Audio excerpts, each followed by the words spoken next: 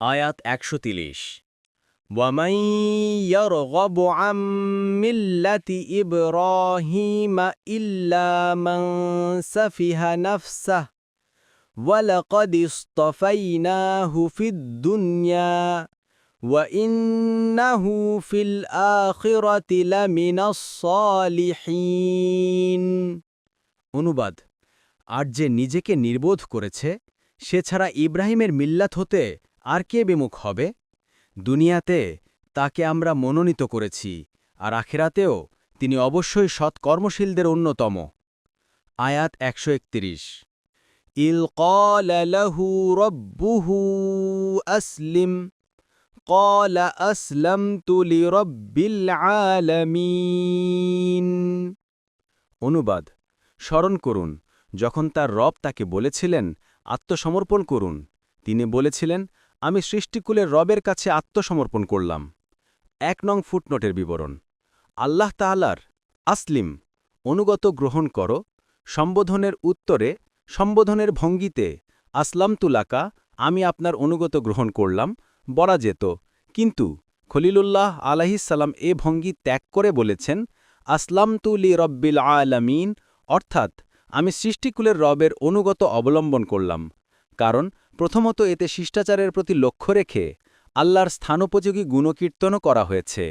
দ্বিতীয়ত এ বিষয়টিও ফুটিয়ে তোলা হয়েছে যে আমি অনুগত অবলম্বন করে কারো প্রতি অনুগ্রহ করিনি, বরং এমনটা করাই ছিল আমার প্রতি অপরিহার্য। কারণ তিনি রব্বুল আলামিন বা সৃষ্টিকুলের রব, তার অনুগত না করে বিশ্ব তথা বিশ্ববাসীর কোনোই গত্যন্তর নেই। যে অনুগত অবলম্বন করে সে স্বীয় কর্তব্য পালন করে লাভবান হয়। এতে আরও জানা যায় যে ইসলামের যথার্থ মৌলনীতির যথার্থ স্বরূপও এক ইসলাম শব্দের মধ্যেই নিহিত, যার অর্থ আল্লাহর অনুগত।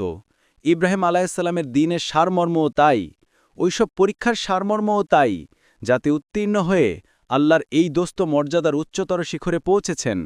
ইসলাম তথা আল্লাহর অনুগতের খাতিরেই সমগ্র সৃষ্টি, এরই জন্য নবীগণ প্রেরিত হয়েছিলেন এবং আসমানি গ্রন্থসমূহ নাজিল করা হয়েছে। এতে আরও বোঝা যায় যে ইসলামই সমস্ত নবীর অভিন্ন দিন এবং ঐক্যের কেন্দ্রবিন্দু। আদম আলাইহিসসালাম থেকে শুরু করে শেষ নবী মুহাম্মদ সাল্লাল্লাহু আলাইহি ওয়াসাল্লাম পর্যন্ত আগমনকারী সমস্ত রাসূল ইসলামের দিকেই মানুষকে আহ্বান করেছেন এবং তারা এরই ভিত্তিতে নিজ নিজ উম্মতকে পরিচালনা করেছেন। তবে এই ব্যাপারে মিল্লাতে ইব্রাহিমের একটি বৈশিষ্ট্য ছিল এই যে তিনি তার দ্বীনের নাম ইসলাম রেখেছিলেন এবং স্বীয় উম্মতকে উম্মতে মুসলিমা নামে অভিহিত করেছিলেন। তিনি দোয়া প্রসঙ্গে বলেছিলেন, হে আমাদের রব, আমাদের উভয়কে ইব্রাহিম ও ইসমাইল আলাইহিসসালাম মুসলিম তথা আনুগতশীল করুন এবং আমাদের বংশধরদের মধ্য থেকেও একদলকে আনুগতকারী করুন। ইব্রাহিম আলাইহিসসালাম তার সন্তানদের প্রতি অসিয়ত প্রসঙ্গে বলেছিলেন, তোমরা মুসলিম হওয়া ছাড়া অন্য কোনো দিনের উপর মৃত্যুবরণ করো না। ইব্রাহিম আলাইহিসসালামের পর তারই প্রস্তাবক্রমে মুহাম্মদ রাসূল সাল্লাল্লাহু আলাইহি ওয়াসাল্লামের উম্মত এই বিশেষ নাম লাভ করেছে। ফলে এ উম্মতের নাম হয়েছে মুসলিম। এ উম্মতের দিন ও মিল্লাতে ইসলামিয়া নামে অভিহিত।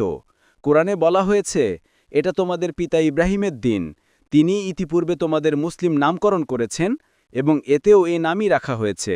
সূরা আল হাজ আয়াত ৭৮। দিনের কথা বলতে গিয়ে ইয়াহুদী, নাসারা ও আরবের মুশরিকরাও বলে যে তারা ইব্রাহিমী দিনের অনুসারী, কিন্তু এসব তাদের ভুল ধারণা অথবা মিথ্যা দাবি মাত্র। বাস্তবে মুহাম্মদ সাল্লাল্লাহু আলাইহি ওয়াসাল্লামের আনীত দিনই ইব্রাহিমী দিনের অনুরূপ। মোট কথা, আল্লাহ তাআলার পক্ষ থেকে যত রাসূল আগমন করেছেন এবং যত আসমানি গ্রন্থ ও শরিয়াত নাজিল করা হয়েছে, সে সবগুলোর প্রাণ হচ্ছে ইসলাম তথা আল্লাহর অনুগত। এই অনুগতের সারমর্ম হল রিপুর কামনা বাসনার বিপরীতে আল্লাহর নির্দেশের অনুগত, স্বেচ্ছাচারিতার অনুসরণ ত্যাগ করে হিদায়েতের অনুসরণ। পরিতাপের বিষয়ে আজ ইসলামের নাম উচ্চারণকারী লক্ষ লক্ষ মুসলিম এ সত্য সম্পর্কে অজ্ঞ। তারা দিনের নামেও স্বীয় কামনা বাসনারই অনুসরণ করতে চায়। কোরআন ও হাদিসের এমন ব্যাখ্যাই তাদের কাছে পছন্দ যা তাদের কামনা বাসনার সাথে সামঞ্জস্যপূর্ণ। তারা শরিয়াতের পোশাককে টেনে ছিন্ন বিচ্ছিন্ন করে নিজেদের কামনার মূর্তিতে পরিয়ে দিতে চায়, যাতে বাহ্যিক দৃষ্টিতে শরিয়াতের অনুসরণ করছে বলেই মনে হতে পারে, কিন্তু প্রকৃতপক্ষে তা কামনারই অনুসরণ।